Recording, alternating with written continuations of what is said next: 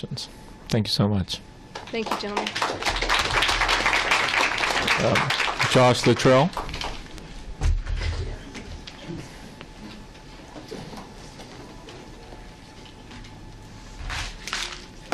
And after Mr. Luttrell, I'm going to recognize Dr. Milford Green. Good to meet you. I'm Joshua. Hi, Joshua. That was a great testimony, too. Thank you very much.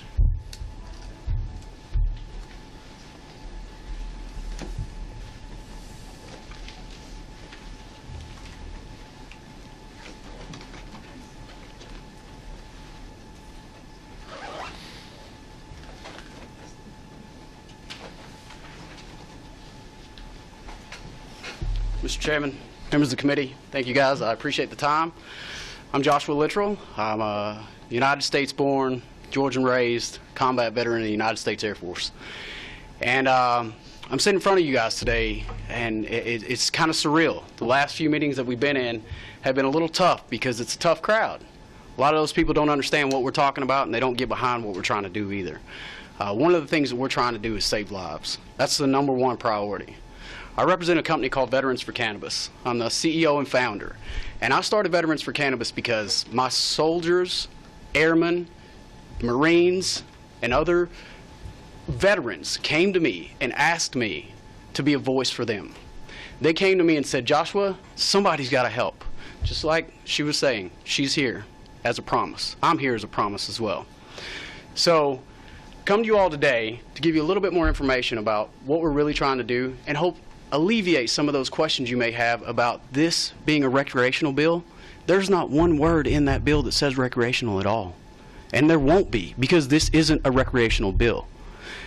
So, I'm a former patient. I spent 3 years in Vermont, where I was afforded the opportunity to go to Vermont for a job. One of the biggest reasons that I went to Vermont was to actually mentor in somebody in the insurance and financial services industry that I had long admired and had the opportunity to go up there. One of the biggest reasons that I went is because Vermont had just legalized their medical marijuana program.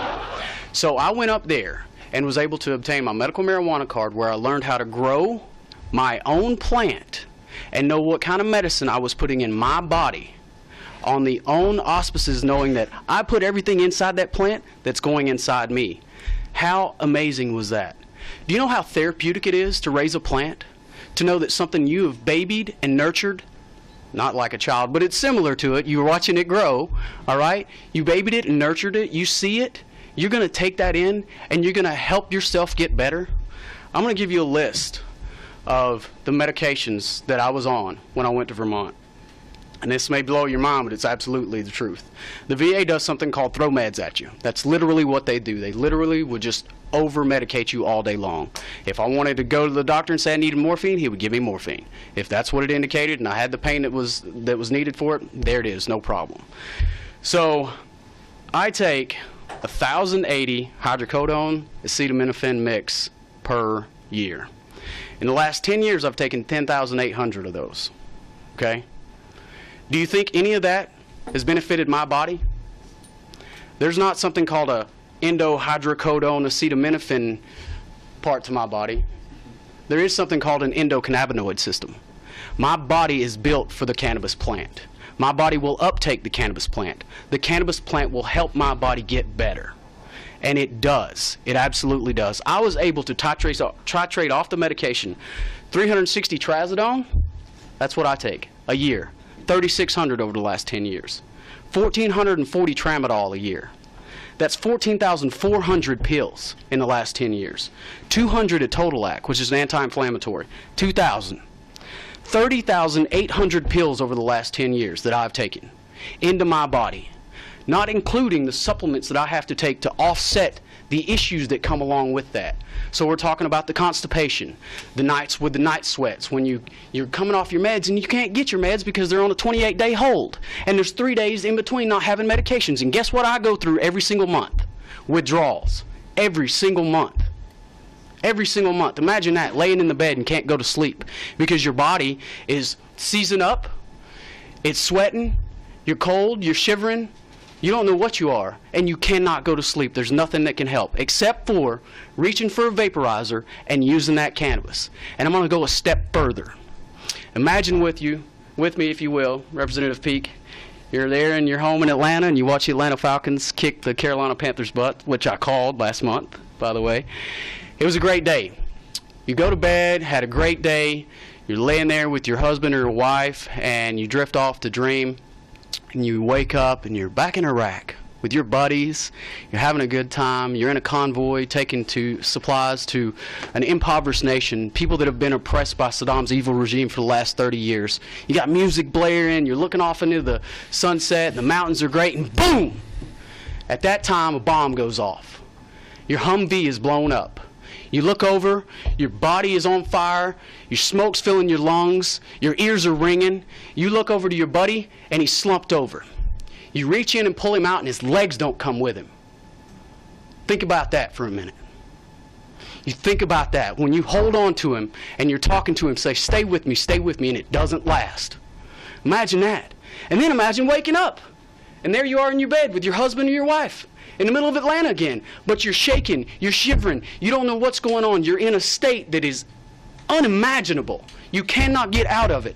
No pill you can take, no drink that you can drink. You can't down a fifth of vodka right then and make yourself feel better. But you know the one thing that works is reaching for a vaporizer and taking an inhaled puff. Literally that quick, it works. It is better almost immediately. If you take a pill, it takes 2 or 3 hours. If you take an edible, it may be 4 to 6 hours before it kicks in. But immediately, when that vaporizer hits your lungs, you are being able to be brought back to where you left, which was your home. The serenity of it, the constant nature of being around your family, knowing you're safe. You're brought back there, not in that god-awful place where your buddy's in your arms dying. That's not where you want to be. Cannabis can bring you back. Cannabis heals. It heals. None of these pills help me get better. All it does is mask it. You talking about high? Hell, I've got enough narcotics in my truck to kill a horse. And that's what I have to go through every single day. So who's walking around high? How many of you all have pills in your pockets? How many of you all go to a party and everybody's got pills in their pocket? We are a nation that is under attack from the pharmaceutical companies, and we have to stop this. It has to be an opportunity to where we can stop. The number one killer in the United States is now accidental overdoses. Think about that. It used to be car accidents, and now it's accidental overdoses. We can stop that because guess what?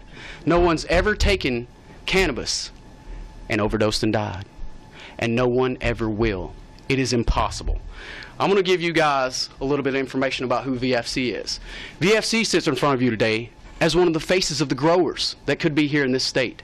One of the people who is willing to put the patients as the number one priority to make sure that they know the medication that's putting in their body is safe, it's accessible, and it's been lab tested. VFC has the means, the knowledge, the ability, and the network to be one of the very successful growers that you all make happen with HB 722 in this Cultivation Act.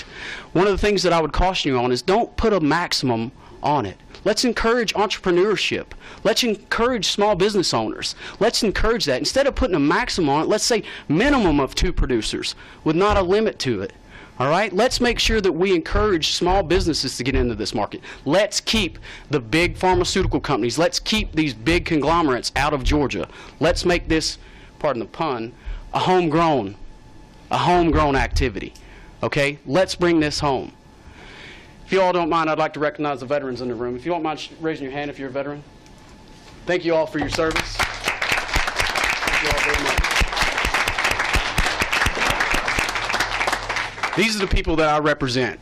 We are the most diverse minority group in the United States. We are the ones who are willing to put our lives on the line for you. And now, the patients' lives are in your hands. The patients' lives are looking up to you to say, please protect us. The same way that I signed my life on the line years ago when I joined the military and decided to put my life on the line for everyone is the same thing these people are looking for you for access to. I'm going to tell you all what I told the director of the GBI, Director Keenan, last month, and he was sitting right over there. Veterans for Cannabis, we are one of the growers. That's what we want to be, is one of the ones who are issued a license. The number one thing you get with veterans is integrity, okay? We are willing to operate on a completely transparent basis so that Director Keenan, the Sheriff's Association, and local law enforcement can oversee our operation and know that everything we do will be focused on patient care and ensuring that only those who hold a valid license will receive medicine from us. Point blank. You don't have a license, you don't get medicine. It's that clear. I'm black and white. It's that easy for me. VFC and the other legal growers in the state are not going to be the people that you're going to have to worry about.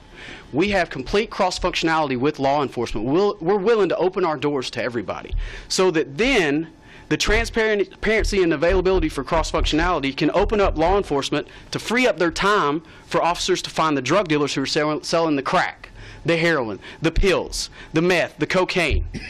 They can concentrate on stopping those who are taking lives. You all will not have to worry about the growers in this state. That's why I say don't put a maximum on it. Make sure there's equal opportunity to get into the market. Don't put outlandish bonding requirements on it of $10 million and a $50,000 licensing application fee. Make this a small business venture. Encourage entrepreneurship in the state of Georgia. Improve this bill, don't dismantle it. I'm going to throw something out there that may be a complete mind blow for everybody. Why don't we just put patients as the #1 priority, whether we say you have a condition or not? Do you know why we've only got 517 people signed up on that bill and on this? It's because it's a death list. You have to be in stage. You have to be at a point in time that you're going to die. That's when we're saying these people can have access to cannabis. That's unacceptable, point blank. Let's open it up to everyone so that if they have a relationship with their doctor and their doctors could think that they could benefit from them, give them the opportunity. Nobody's going to overdose and die from cannabis, and nobody will. That's just all there is to it. Rarely in history do people have an opportunity to change its course, to have a profound impact on people's lives. And above all else, very few people have the opportunity to save lives. Members of the committee, you all have that opportunity in front of you today. You all can change Georgia's history. You all can help defend freedom. And above all, each one of you can save lives.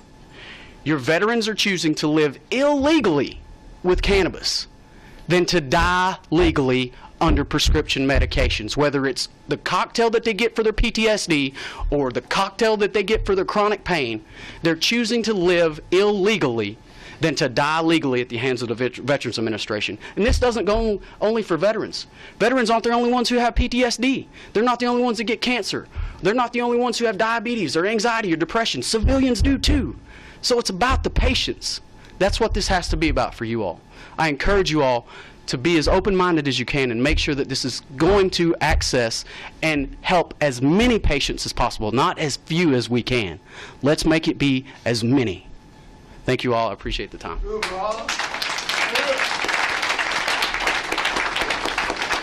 I don't see any questions. Thank you so much. Thanks, sir.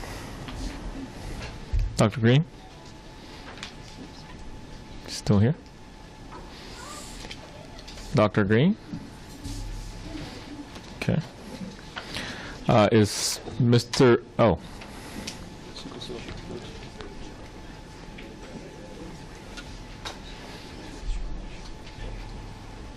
You can speak from the podium if you like. Oh, okay. Okay.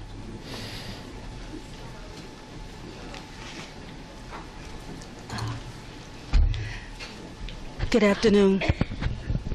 Dr. Green is snowed in or stuck up north, so we're here today. Thank you. Mr. Chairman, Representative Peake, distinguished members of this committee, ladies and gentlemen, families and friends. My name is Deborah McGee McCrary, and I have the honor of serving as the Chief Executive Officer of the Sickle Cell Foundation of Georgia. I am joined today by Ms. Jackie George, one of our certified hemoglobinopathy counselors, as well as Ms. Lily Thomas, an advocate and the first of 3